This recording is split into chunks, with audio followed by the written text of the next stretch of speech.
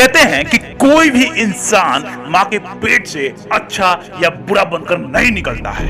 ये उस बंदे के आसपास का माहौल, उसकी परवरिश और उसके डिसीजंस डिसाइड करते हैं कि आगे चलकर वो अच्छा इंसान बनेगा या बुरा इंसान बनेगा। आज की एक कहानी है एक ऐसे बंदे की जिसके क्रूरता के चर्चे पूरी दुनिया में हो रहे हैं, जिसके क्रूरता की कोई तुलना नहीं है, कोई लिमिट नहीं है। पर आखिर वो इतना क्रूर बना कैसे? ये बात तो श्योर है कि जन्म से वो क्रूर नहीं रहा होगा। नॉर्थ कोरिया के एक पॉलिटिकल फैमिली में इस बंदे का जन्म हुआ। बचपन में ही इस बंदे की परवरिश 15-15 फीट ऊंचे दरवाजों वाली बिल्डिंग्स और कैंपसेस में हुई। जब ये 7 साल का हुआ तो इसके लिए एक स्पेशल कार बना दी गई जिससे ये खुद ड्राइव कर सके।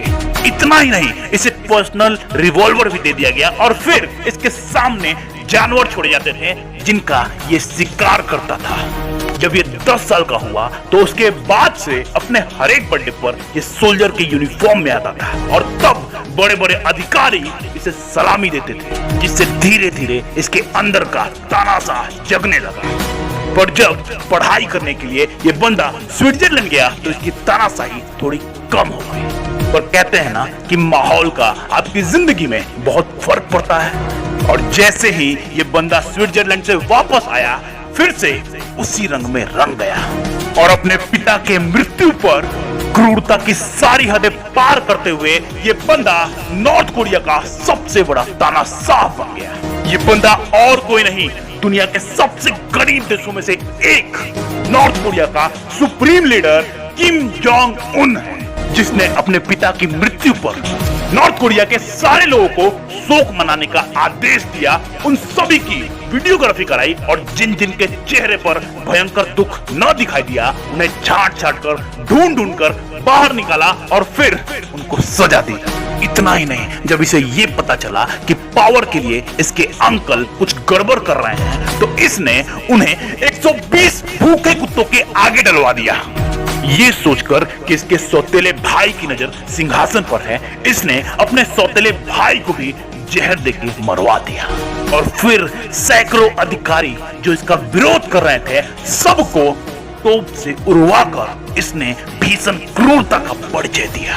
विश्व के इतिहास में ये इकलौता ऐसा मिलिट्री जनरल है जिसके पास मिलिट्री का कोई एक्सपीरियंस नहीं है। वैसे तो सभी सर्जरी कराते हैं ताकि वो अपने उम्र से कुछ कम दिख सके, लेकिन इस बंदे ने सर्जरी कराई ताकि ये अपने दादा जैसा दिख सके। नॉर्थ कोरिया का ये सुप्रीम लीडर बार बार अपनी ही स्पीच को टीवी पर टेलीकास्ट कराता है ताकि लोगों को ये पता चले कि ये कितना बड़ा देशभक्त है।